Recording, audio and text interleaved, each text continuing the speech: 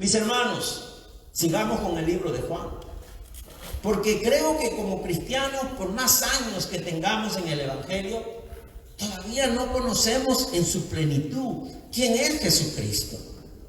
¿Qué viene a ser Jesucristo dentro de todo lo que es la fe cristiana?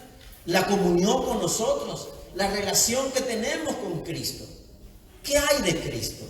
¿Qué significa la persona de Jesucristo en nosotros? Y nos hemos propuesto empezar este año conociendo más de nuestro Señor, quien es la razón por la cual estamos aquí, ¿verdad? Esa es la razón por la que estamos aquí. Porque Cristo significa algo importante en nuestra comunión, en nuestra fe. Y por lo tanto, hemos visto ya el primer capítulo del libro de Juan, el Evangelio de Juan, que es tan encomendado, ¿verdad? Tan recomendado cuando uno recién viene a la fe. Lo primero que los pastores hacen, léete el libro de Juan. En el libro de Juan vas a entender claramente quién es Jesucristo. Bueno, gracias a Dios que tenemos la oportunidad de poder hablar de Cristo, de poder ver a nuestro Señor Jesucristo a través de todo lo que ha escrito el Evangelio de Juan, el evangelista Juan o el apóstol Juan acerca de nuestro Señor. Y cuando usted ve el capítulo 1, que ya lo hemos terminado, vemos un capítulo donde hay un prólogo, ¿verdad? Una introducción. Se presenta a Cristo tal como es. Y no hay tan gran testimonio que el primer capítulo, porque no solamente es el testimonio de Juan el Bautista, es el testimonio de Juan el apóstol, es el testimonio de los primeros discípulos de reconocer quién era Cristo en sus vidas. Y luego en el capítulo del 2 al 12 vamos a mirar el ministerio de Cristo Jesús, el ministerio público, cómo Él comenzaba a hablar del reino de Dios, de las buenas nuevas para todo pecador. Y después más adelante veremos capítulos 13 y 17, donde ya hay un ministerio más privado de Cristo, un ministerio ya donde Él se encarga de tener una comunión más privada con sus discípulos. Y ya es una enseñanza más privada para ellos y debe ser una enseñanza clave también para nosotros que somos sus discípulos. Y después ya al final, del 18 al 21, ya vamos a ver todo lo que es el sacrificio de Cristo, todo lo que tiene que ver su muerte y su resurrección. Así que prepárese, mi hermano. Entremos en esa preciosa aventura de conocer más de cerca quién es nuestro Señor para adorarle tal como Él se lo merece. Amén. Así que en esta mañana vamos a entrar al capítulo 2. Vamos a leer los versículos del 1 al 11 en el libro de Juan. Yo tengo esta Biblia que tiene dos versiones, Nueva Versión Internacional y Reina Valera. Así que siempre vamos a estar mirando una u otra para poder tener un mayor entendimiento y gozarnos más de la palabra de Dios tal como está escrita. Así que, mis hermanos, vamos a leer lo que dice Juan capítulo 2, versículos del 1 al 11. Dice lo siguiente: al tercer día hubo unas bodas en Caná de Galilea, y estaba allí la madre de Jesús, y fue también invitado a las bodas Jesús con sus discípulos. Y habiendo comenzado a faltar el vino, la madre de Jesús le dijo: ¿no tienen vino? Jesús le dijo: ¿qué tengo que ver contigo, mujer? Aún, vamos a asegurarnos que no se huele nada aquí, ¿ok? Así que, ¿qué tiene que ver conmigo, mujer? Aún no ha llegado mi hora. Su madre dijo a los sirvientes: haced lo que él os diga. Y había allí 6 tinajas de piedra para agua, conforme al rito de la purificación de los judíos, en cada una de las cuales cabían 2 o 3 cántaros. Jesús les dijo: llenad esas tinajas de agua. Y las llenaron hasta arriba. Entonces les dijo: sacad ahora y llevadlo al maestrasala. Y se lo llevaron. Cuando el maestrasala probó el agua hecha vino, sin saber él de dónde era, aunque lo sabían los sirvientes que habían sacado el agua, llamó al novio y le dijo: todo hombre sirve primero el buen vino, y cuando ya han bebido mucho, entonces el inferior. Pero tú has reservado el buen vino hasta ahora. Este principio de sus señales hizo Jesús en Caná de Galilea y manifestó su gloria, y sus discípulos creyeron en él. Palabra de Dios. Yo sé que usted y yo hemos leído este pasaje infinidad de veces. Se ha predicado y se seguirá predicando de este pasaje porque es uno de los grandes milagros de Cristo. Puedes prestarme algo que tenga peso, mi hermano. Es uno de los grandes milagros que hace Jesús. Y interesante porque lo que vemos aquí es que, gracias mi hermano, es que en medio de una gran celebración, lo cual es una boda, un matrimonio. Yo no sé si están de acuerdo. ¿Es una gran celebración la boda, el matrimonio? Sí. Claro que sí. Marce está que grita así, dice Marce. Se acordó de ese tiempo, ¿verdad? Es una gran celebración. Es una gran celebración. Quedamos un poco broke, como dice, del bolsillo, pero es una gran celebración. Y en esta gran celebración, inesperadamente ocurren los problemas. No sé. Yo sé que usted está haciendo memoria ahorita de las anécdotas en su matrimonio. Bueno, imagínense, no sé, por ahí me contaron que cuando Walter se casó llegó en bicicleta, me dijeron, ¿verdad? Y de esas antiguas todavía, ¿verdad? Esa que usaban una rueda grandota y una rueda pequeñita atrás. En esa bicicleta apareció Walter Pinto. A ver, imagínense. Entonces, en medio de la gran celebración surgen los problemas. Pero ¿sabe qué, mi hermano? Surgen los problemas de la cual solo Cristo tiene la solución. Solo Cristo tiene la solución. Porque cualquier problema que tengamos, Cristo tiene la solución. Y no crea que no ha solucionado nada porque no ha sido a la manera que usted ha querido. Pero Cristo la soluciona. Así que mis hermanos, en eso en mente vamos a mirar primero los dos versículos. Porque ahí nos dice claramente que al tercer día hubo unas bodas en Caná de Galilea, ¿verdad? Y la madre de Jesús se encontraba allí. Y el versículo 2 dice, también habían sido invitados a la boda Jesús y sus discípulos. Mire eso. O sea, se armó la gran fiesta, la gran celebración. Y ese milagro ocurre, como digo, en un matrimonio, es una celebración de matrimonio. Y mis hermanos, en nuestros tiempos, ¿qué piensan las personas comunes y no cristianas sobre todo acerca del matrimonio? La verdad que el matrimonio ha perdido todo su valor, ¿no? Ven el matrimonio de repente bajo su naturaleza pecaminosa, bajo su egoísmo, bajo su propia conveniencia, ¿no? ¿Cómo hacen las celebridades, los grandes actores, las grandes actrices? Creo que hasta hacen firmar al marido, creo al esposo, por si acaso, si no nos va bien, firma aquí para que no me quites nada, ¿no? Algo así es, ¿no? Sí, pues, mutuo acuerdo, tantas nuevas modas que le han insertado al matrimonio. Porque ese tipo de matrimonio es un matrimonio que está en el pensamiento de ellos, en su manera de ver la vida. Pero se olvidan o no saben que el matrimonio lo creó Dios. Amén. Que el matrimonio es una comunión, es un compromiso creado por Dios. Y si es creado por Dios, todo lo que Dios ha creado es santo, es sacro, es sagrado. Amén. Y qué lindo porque aquí vemos, mis hermanos, que hay una participación de Jesús en esta fiesta. ¿Qué quiere decir con eso? Que Jesús estaba ahí. Quiere decir que el matrimonio está siendo, ¿verdad? Está siendo valorado por Jesús. El matrimonio está siendo aprobado por Cristo, quien representa a Dios. Yo sé que en ese momento Jesús estaba de incógnito. Era un anónimo ahí sentadito en la celebración. Nadie sabía todavía que era el Hijo de Dios, que era el mismo Dios que dice Juan. Pero ahí estaba la presencia de Dios en Cristo, como una aprobación de que el matrimonio viene de Dios, que el matrimonio es algo que es aprobado por Dios, que es aprobado por Dios. Déjenme arreglar todo esto aquí. Entonces, mis hermanos, mirando esta situación, vemos que la boda tenía gran relevancia para la familia, tenía gran relevancia para los novios, tenía gran importancia para todo el barrio de Caná de Galilea.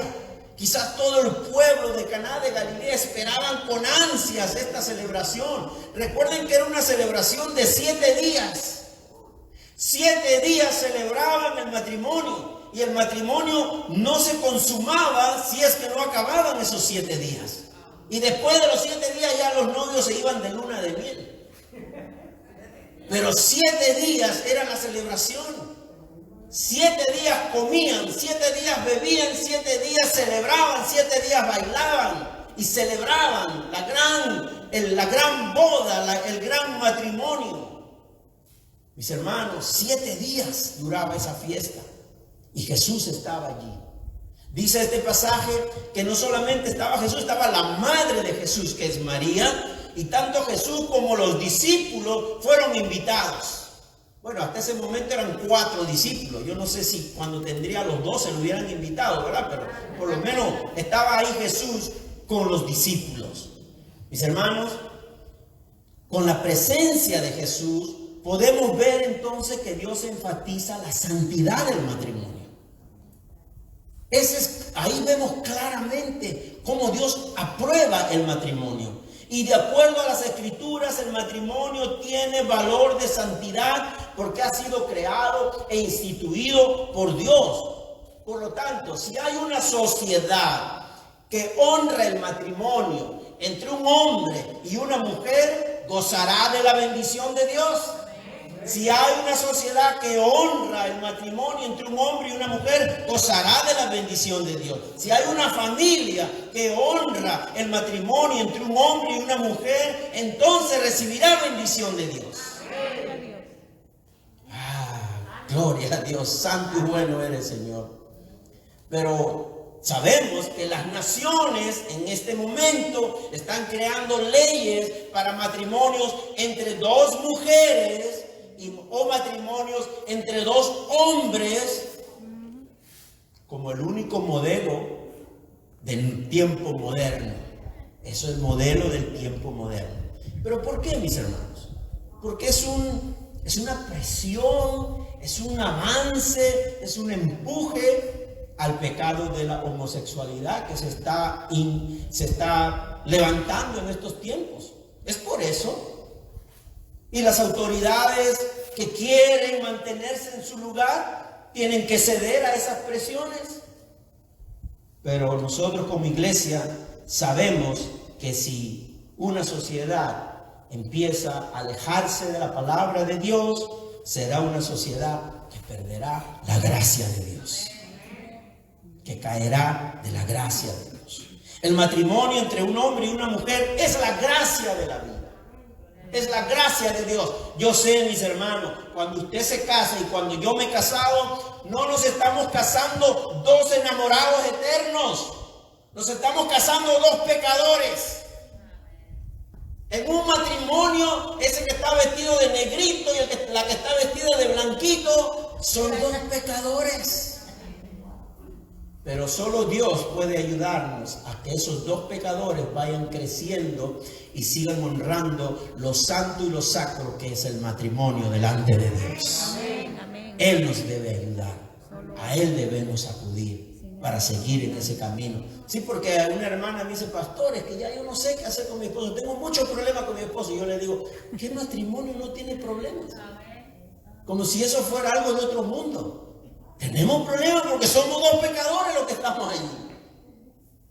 Pero sigamos avanzando, porque Dios nos puede sostener en medio de esa situación. Bueno, Jesús estaba allí, honrando ese matrimonio. Allí estaba Cristo, en esa boda de Caná. Hasta que surge un problema. Todo andaba bien y surge un problema. Y vamos a mirar el problema. ¿Cuál es el problema? Versículos del 3 al 5. ¿Qué dice? Cuando el vino se acabó, la madre de Jesús le dijo, ya no tienen vino. Y mujer, ¿eso qué tiene que ver conmigo? Respondió Jesús, todavía no ha llegado mi hora. Su madre dijo a los sirvientes, hagan lo que Él les ordene. Empezaron los problemas en el matrimonio, en la boda, ¿no? O sea, en la celebración, en la fiesta. Bueno, es un problema para el novio. Tremendo problema para el novio. Porque primero vamos a mirar, mis hermanos, ¿cuál es aquí vemos que en la boda ocurre este problema de que se acabó el vino. La fiesta andaba bien y de pronto no había vino. Y todavía no había llegado el 7º día. Y recuerden, como dije, que la boda duraba 7 días. Yo no sé en qué día se habrá terminado. Dice al 3er día, creo que dice, ¿verdad? Bueno, no, ese al tercer día empezó la boda, ¿no? ¿Qué día será? ¿El cuarto, el quinto? No sé. Pero el asunto es que se acabó el vino.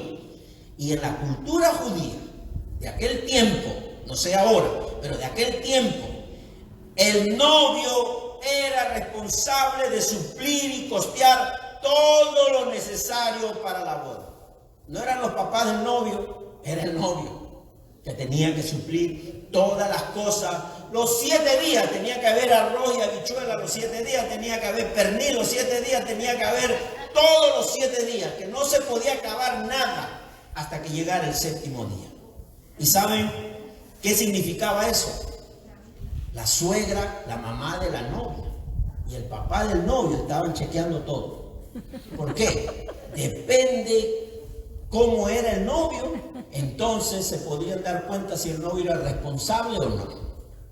Entonces aquí vemos un problema, porque vemos claramente que si cumplía o no cumplía el novio en demostrar, ¿verdad?, que todo estaba en el control, entonces sería un novio responsable o sería un hombre irresponsable.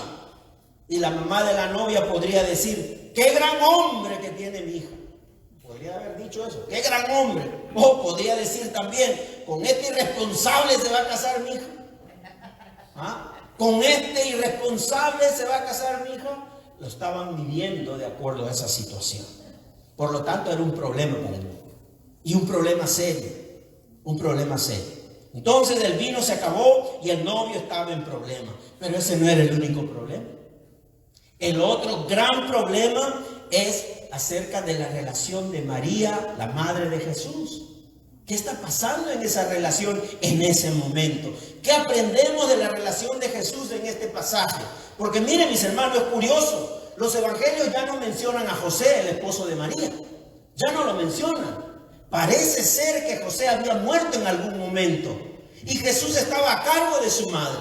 Y todo el tiempo la madre andaba con Jesús.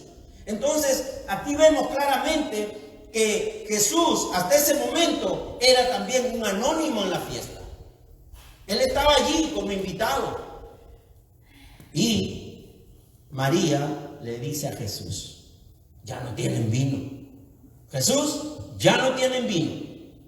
Y por cierto, quiero hacer una pausa aquí, porque la doctrina católica ha tomado este pasaje de ese encargo que le da María a Jesús, de ese, digamos así, de esa demanda de María a Jesús, lo ha tomado como que toda persona puede venir a María para que ella interceda y ruegue por los demás, ¿no? Entonces han tomado este pasaje para dar a entender como que María es la intercesora, es la mediadora, y que a través de María ella le va a pedir a Jesús que interceda, va a interceder por usted, pero ella viene a Jesús, o sea, ella tiene el poder para mandar a Jesús todo lo que ella quiera.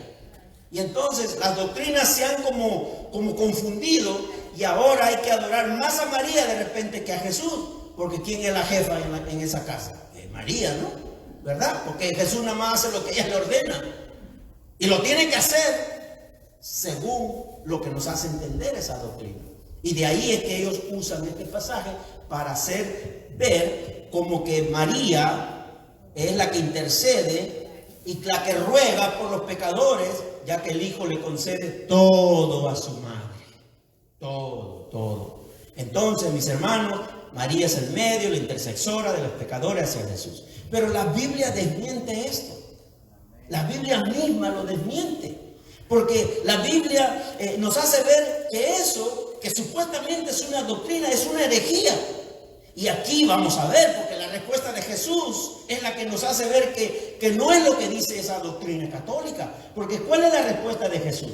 Mujer, no le dice mamá, no le dice ma, no le dice ma, no le dice mamá, no le dice mam, ¿verdad? Le dice mujer. ¿Eso qué tiene que ver conmigo? ¿No? Y ahí vemos claramente lo interesante de esta respuesta de Jesús. Jesús no le está faltando el respeto. Por favor, empecemos por ahí. Jesús no le está faltando el respeto a su madre, sino que ahora empieza el ministerio público de Jesús. Y como empieza el ministerio público de Jesús como Hijo de Dios, como el Salvador de este mundo, era necesario marcar la distancia. Era necesario marcar la distancia. No es una falta de respeto. Yo sé que aquí las madres están como media nerviosas. ¿Cómo es posible que Jesús le hable así a su madre? ¿Verdad? No le dice mamá, no le dice madre, sino que le dice mujer. Y con esa respuesta, mis hermanos, Jesús da a entender que Él ha venido a cumplir la misión encomendada por el Padre. Jesús ha venido a cumplir la misión encomendada por el Padre. No le dice madre, porque como Salvador no solo vino a salvar a los pecadores, sino también María necesitaba un Salvador para que Jesús como Salvador perdone sus pecados. María también necesitaba la salvación de su alma. María también vivía bajo el pecado de condenación. Mis hermanos, María necesitaba más que un hijo, necesitaba un Salvador. Necesitaba un Salvador. Es interesante porque ahora mi madre también es cristiana y en algunas oportunidades nos ha tocado compartir como pastor y como hermana en Cristo, ¿no? Y mi mamá a veces me dice, Pastor Carlos, ¿verdad? Y a veces yo me siento un poco raro porque, mamá, ¿qué pasó? Ya no me dices hijo. No me dice hijo. Hay que seguir manteniendo lo que el Señor ha hecho en ti. Bueno, está bien, pero no me siento muy cómodo, que digamos, ¿no? Y bueno, ella me ha dado la confianza y cuando hemos tenido el estudio bíblico, yo digo, bueno, ahora que hable la hermana Vilma, ¿no? Y claro, ella no me reclama. ¿Por qué no me dice mamá? ¿Verdad? Pero yo sí le dije, ¿por qué no me dice hijo ya? No, dejémoslo así, me dice. Bueno, entonces, mis hermanos, eso es lo que está pasando con Jesús y María. Porque Jesús ha empezado ya su ministerio público, su ministerio como el Salvador, como el Hijo de Dios. Y por lo tanto, desde ese momento, Jesús está empezando la agenda de Dios. La agenda de Dios Padre, que lo llevaría a la muerte en la cruz del Calvario para el perdón, salvación y vida eterna de los que creen. De los que creen en Él. Y más adelante vemos el trato de Jesús a su madre. Y no solamente aquí durante la boda, ha habido otro diálogo entre María y Jesús. Veamos lo que dice Mateo capítulo 12, versículos del 46 al 50. Yo creo que lo tengo ahí, ahí lo tengo. Oigan el diálogo. Mientras Jesús le hablaba a la multitud, se presentaron su madre y sus hermanos. Jesús estaba hablando a una multitud de personas y en eso se presenta su madre María con sus hermanos. Se quedaron afuera, dice, y deseaban hablar con él. Alguien le dijo, tu madre y tus hermanos están afuera y quieren hablar contigo. Versículo 48, ¿quién es mi madre? ¿Y quiénes son mis hermanos? Replicó Jesús. Señalando a sus discípulos, añadió, aquí tienen a mi madre y a mis hermanos, pues mi hermano, mi hermana y mi madre son los que hacen la voluntad de mi Padre, quien, dice, está en el cielo. Esa es otra cosa, ¿verdad?, que nos puede chocar de oír cómo Jesús va a decir, no, ella no es mi madre, ellos no son mis hermanos, mi madre y mis hermanos son los que oyen lo que yo les digo, lo que oyen la palabra, los que obedecen a Dios. Esos son mi madre y mis hermanos. Cualquiera lo tomaría como que Jesús está despreciando, ¿verdad?, a su propia madre. Pero no, mis hermanos, no. Yo sé que usted tendría ganas de decirle, ¿cómo has dicho? ¿Verdad? Yo sé que usted se le va a levantar eso de, ¿cómo has dicho? Yo que te parí me hablas así, ¿verdad? Yo que te tuve 9 meses en el vientre. Mira lo que me han hecho, mira el corte que me han hecho por tu culpa, cabezón. Bueno, yo no sé qué diría la madre con un trato así. ¿Me tratas así? Yo que te di de comer desde tantas otras cosas. Bueno, alguna por ahí sacará la chancla, ¿verdad? Chancletazo lo seguiría a su hijo. Jesús estaba marcando la distancia con su madre, porque él sabía que María también necesitaba un Salvador, y llevando la agenda total que él había sido encomendado. Él tenía que someterse al Padre, al que lo había enviado para una labor específica. Entonces, mi hermano, más adelante vemos que María entendió ese asunto y ya miraba a Jesús como su Salvador. Lo vemos en la cruz del Calvario. Pongamos Lucas 11. Creo que es en la parte de la cruz del Calvario. Mientras Jesús decía estas cosas, una mujer de entre la multitud exclamó. Mire, otra parte donde Jesús se refiere a su madre. Dice, mientras Jesús decía estas cosas, él estaba predicando, una mujer de entre la multitud exclamó, dichosa la mujer que te dio a luz y te amamantó. Y el 28, dichoso más bien, contestó Jesús, los que oyen la palabra de Dios y la obedecen. Como cortante, ¿verdad? Pareciera ser así como cortante, como que no tiene ningún feeling hacia su madre. Pero no era eso, mis hermanos. No era eso. Era que él tenía que marcar esa distancia. ¿Y qué dice Juan 19, 25, 27? Dice, junto a la cruz de Jesús estaban su madre, los hermanos de su madre, María, la esposa de Cleofas, y María Magdalena. Cuando Jesús vio a su madre y a su lado al discípulo a quien él amaba, que está hablando de Juan, el evangelista, el que está escribiendo el libro de Juan, dijo a su madre, mujer, ahí tienes a tu hijo. Luego dijo al discípulo, ahí tienes a tu madre. Y desde aquel momento, ese discípulo la recibió en su casa. Jesús entregó a su madre a este discípulo para que ahora esté bajo el cuidado de él. Bueno, mis hermanos, vemos esos dos problemas en esa celebración. Pero ahora veamos las soluciones. ¿Qué soluciones da Jesús ante estas cosas? Primeramente, veamos el versículo 6 y el versículo 7. Dice, había allí 6 tinajas de piedra, de las que usan los judíos en sus ceremonias de purificación. En cada una cabían 100 litros. Jesús dijo a los sirvientes, llenen de agua las tinajas. Y los sirvientes las llenaron hasta el borde. Y aquí empieza Jesús a dar solución al problema. ¿Por qué? Porque ese detalle de las tinajas es importante saber que dice la Biblia que las tinajas estaban al tope de agua. Recuerden que en aquel tiempo los judíos bebían vino porque no podían beber agua potable. Claro, un vino mezclado con agua. Y supuestamente esa uva fermentada, ese jugo de uva fermentada, ayudaba a que el agua no les haga daño al estómago. Entonces mezclaban el agua con vino. Pero aquí dice que no había ninguna mezcla. Las tinajas estaban llenas al rebosar de agua. Por lo tanto, Jesús no añadió nada a las tinajas, no mezcló ningún concentrado de vino y no hizo lo que hace a veces por ahí un tal llamado Johnny Baez.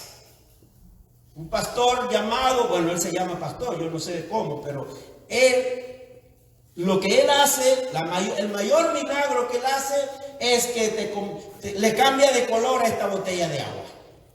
¿Ok? Y esa es la cosa más grande que hace durante sus cultos, cuando se congrega la gente para ir a verlo. Bueno, él lo que hace es que le echa un químico a la tapita del agua, y lo que hace es lo mezcla, y que Dios está haciendo milagros. ¿No? Entonces, mis hermanos, lo que queremos mirar aquí, que esta es una situación. Es el primer milagro de Jesús.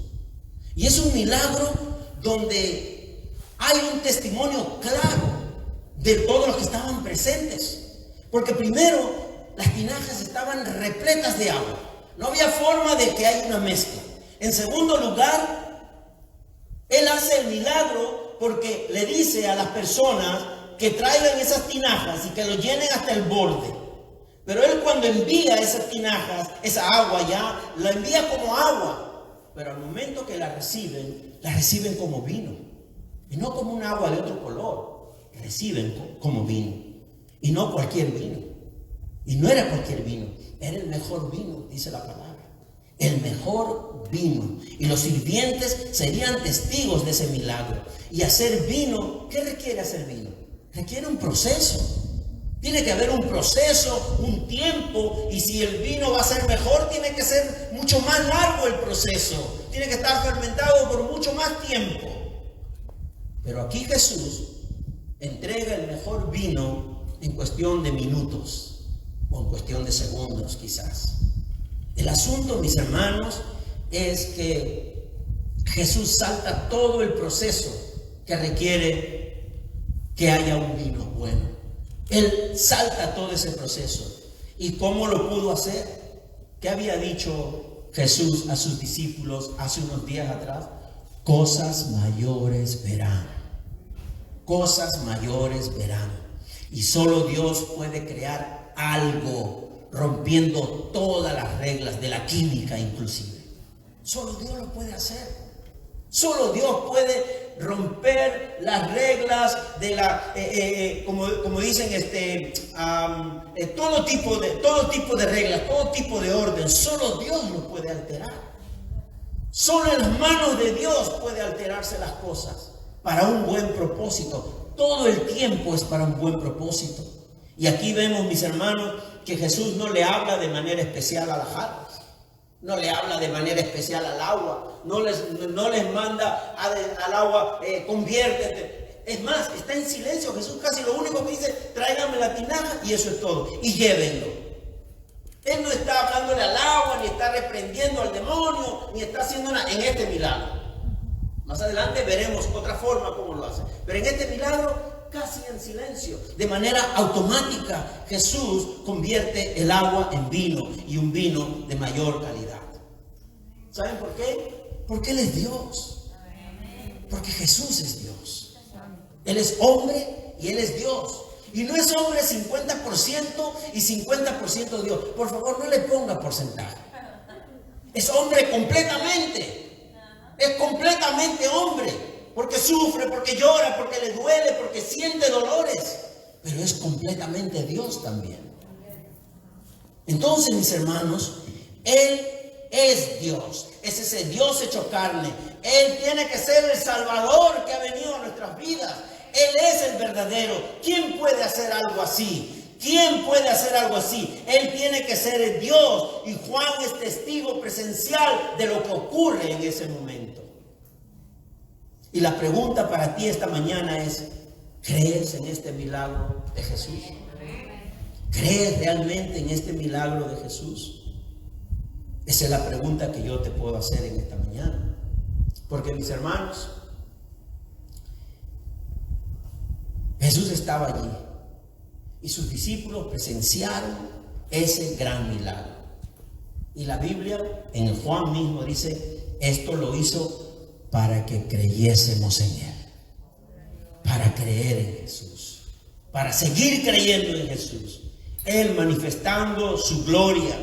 Como dije, ¿quién puede hacer algo así? En esta mañana, mis hermanos, no solo debemos creer el milagro que Él hizo, sino debemos creer quién es el que hizo el milagro. Debemos creer en el que hizo el milagro, mucho más todavía. Y en esta mañana quiero hablarle a las personas que todavía no han confesado a Cristo Jesús como su Señor y Salvador. Todo ser humano necesita a Cristo en su vida, todos. En esta iglesia estamos claros, porque la Biblia lo dice así, todos nacimos pecadores, todos nacieron condenados al infierno, ¿se dan cuenta? Pero es solo Jesús quien nos libra de esa condenación. Por eso digo, todo ser humano necesita. Y en esta mañana quiero hablarles a los que todavía no han recibido a Cristo como su Señor y Salvador. Entonces, mis hermanos, ¿habrá algunos que no creen en Cristo en estos tiempos? Muchísimos, ¿verdad? Y Juan, ¿qué dice Juan 12, del 37 al 40? Tenemos ahí el 12, del 37 al 40, ese mismo. Dice, a pesar de haber hecho Jesús todas estas señales en presencia de ellos, todavía no creían en Él. ¿Saben que Jesús hizo muchos milagros en Caná de Galilea y no creían en Él? No creían en Jesús. Así se cumplió lo dicho por el profeta Isaías. Señor, ¿quién ha creído a nuestro mensaje? ¿Y a quién se le ha revelado el poder del Señor? Por eso no podían creer. pues también había dicho Isaías 40, versículo 40, les ha cegado los ojos y endurecido el corazón para que no vean con los ojos ni entiendan con el corazón ni se conviertan y yo los sane. Mis hermanos, lo primero que debemos entender, y en esto, como digo, le hablo a las personas que no han confesado a Cristo como su Señor y Salvador, y hago esta seña porque sé que algunos nos están viendo en Facebook. ¿Saben qué? Eso es lo primero que debemos entender, que la fe no se origina dentro de nosotros. No, ningún ser humano nace con fe debajo de los brazos. Esa costumbre que dicen, no, bueno, algunos nacen con un pan debajo de los brazos. Bueno, no nacemos con la fe, nacemos con el pecado. Y por lo tanto, ningún ser humano nace con la habilidad natural de creer. Por supuesto que no van a creer. El pecado los tiene ciegos. Su naturaleza pecaminosa no les permite ver a Jesucristo. Al contrario, prefieren estar separados de Dios y de su palabra. Esa es la verdad del ser humano que no está en Cristo. Él quiere permanecer, o ella quiere permanecer separado de Dios, de Cristo y de su palabra. No necesitan estar cerca de eso. El pecado no les permite ver. La naturaleza pecaminosa no les permite ver. Por lo tanto, el pecado y la naturaleza pecaminosa no les permite creer en Dios ni tener comunión con Dios. Para eso necesitan tener fe. Para venir a Cristo se necesita tener fe. Pero esa fe no la producimos nosotros. Por lo tanto, oremos y pidámosle al autor de la fe que venga a ellos y los traiga a la verdad y los haga ver. Les haga ver la necesidad que tienen. Aquí no se trata de decisión humana, ya lo hemos visto en Juan 1. Por eso que como iglesia tenemos que seguir orando por todos, por nuestras familias que no están en Cristo, pero también por todo lo que nos rodea, a donde quiera que nos movamos. Porque claramente no creen, vieron milagros, pero no creen, dice la palabra. Entonces, mis hermanos, ¿qué dice Efesios capítulo 2, versículos del 6 al 8? A ver si podemos verlo bien. Dice, y en unión con Cristo Jesús, Dios nos resucitó y nos hizo sentar con Él en las regiones celestiales para mostrar en los tiempos venideros la incomparable riqueza de su gracia que por su bondad derramó sobre nosotros en Cristo Jesús. Porque por gracia ustedes han sido salvados mediante la fe. Esto no procede de ustedes, sino que es regalo de Dios. Regalo de Dios. Mis hermanos, y necesitamos estar claros en eso. No es para desanimarnos y no evangelizar. Al contrario, es para entender y no criticar a los que no están en Cristo. Y no verlos como personas que digamos así, que no quieren saber nada. No es que no quieren, sino que no pueden. El pecado. Así estábamos nosotros también. Y no es que quisimos venir a Cristo, es que Cristo nos hizo venir a Él. Y démosle gracias a Dios por eso. Así mismo necesitan los que están perdidos. Por eso, mis hermanos, si esta mañana, como digo, estoy hablando con las personas que no han aceptado a Cristo todavía. Si esta mañana Dios está abriendo tu corazón, pídele a Dios esa dádiva, ese regalo, que es regalo de Dios. Y tendrás una experiencia verdadera y espiritual. Amén. El llamarnos cristianos no es garantía de que de verdad somos cristianos.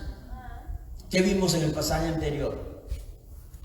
Que el verdadero discípulo es el que realmente tiene un encuentro personal con Cristo y confiesa que es su Señor y su Rey.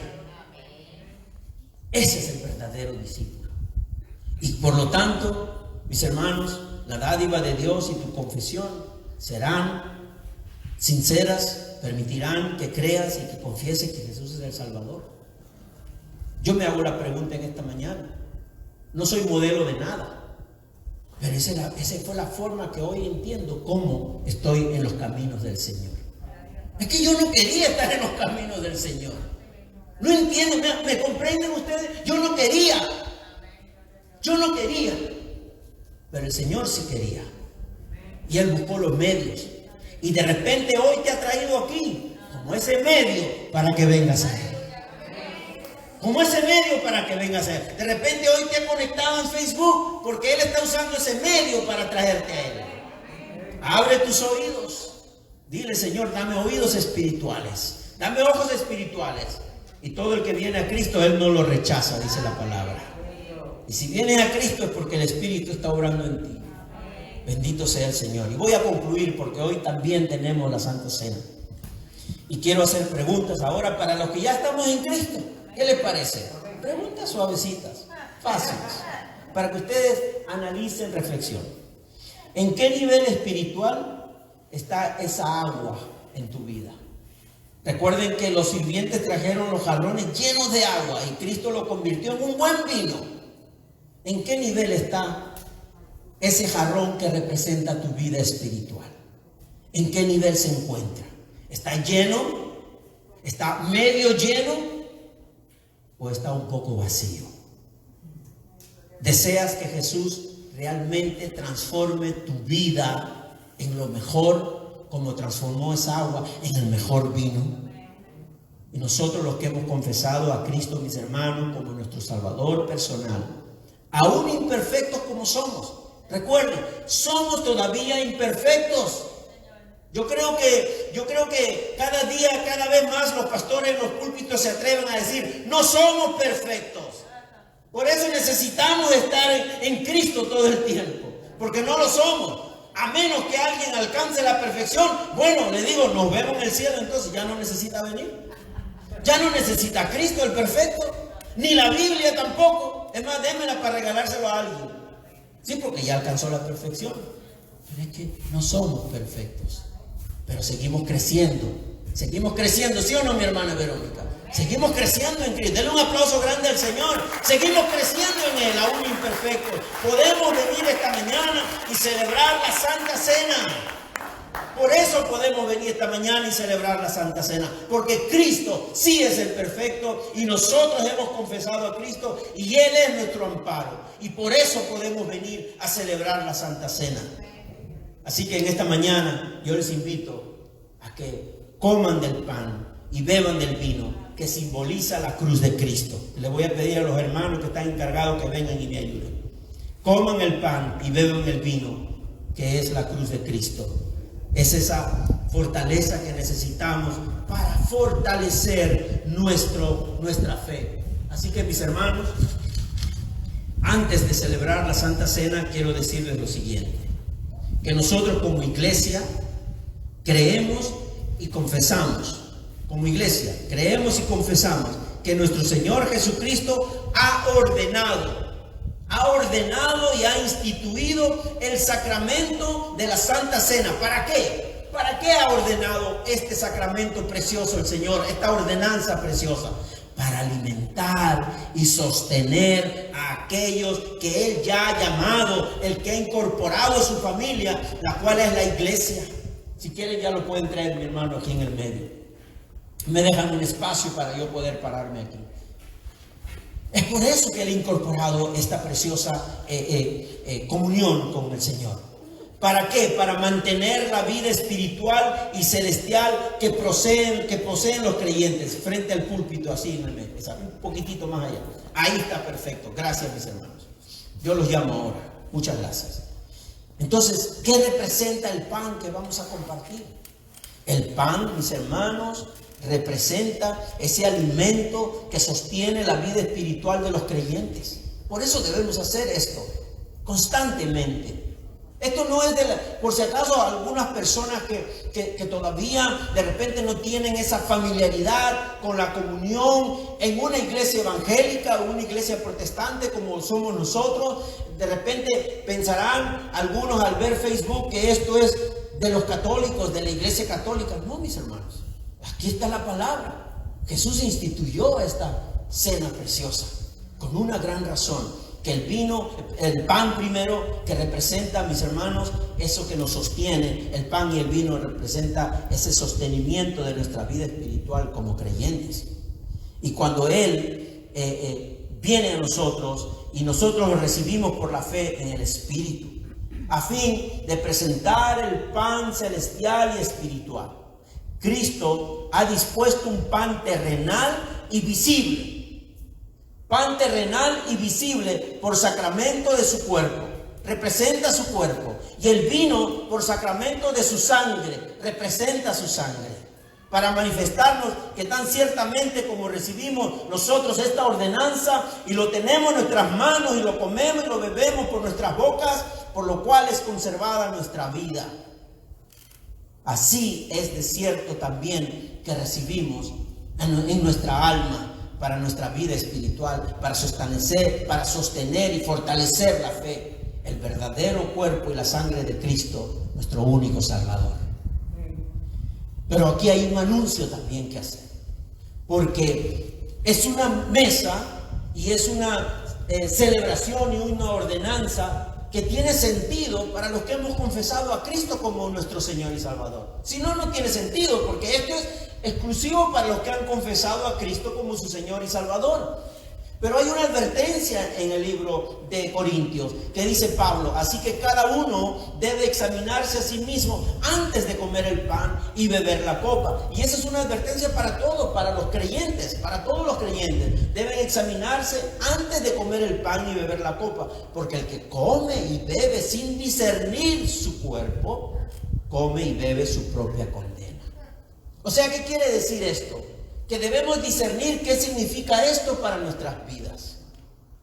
Ahora, también quiero decirles, el Señor prepara esta comunión con sus hijos, con la familia de Dios, y nos invita a participar de la mesa a quienes hemos confesado a Cristo como nuestro Señor y Salvador. Y de seguro que Él quiere recibir a todos. De seguro que Dios quiere recibir a todos que vengan a celebrar y que vengan a recibir el cuerpo y la sangre de Cristo como recordación de lo que ha hecho en la cruz del Calvario.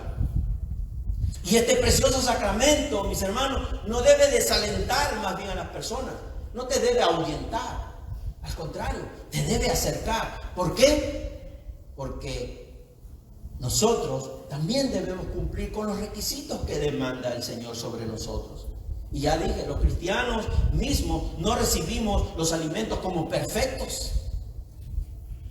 sino que somos pecadores redimidos por la sangre de Cristo. Jesús en el Calvario ha dado muestra de lo que nosotros hemos recibido: perdón, salvación y vida eterna.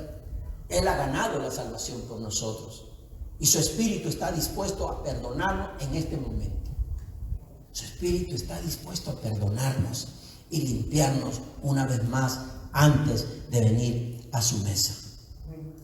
Dice la Biblia también: si confesamos nuestros pecados, Dios, que es fiel y justo, nos lo perdonará y nos limpiará de toda maldad.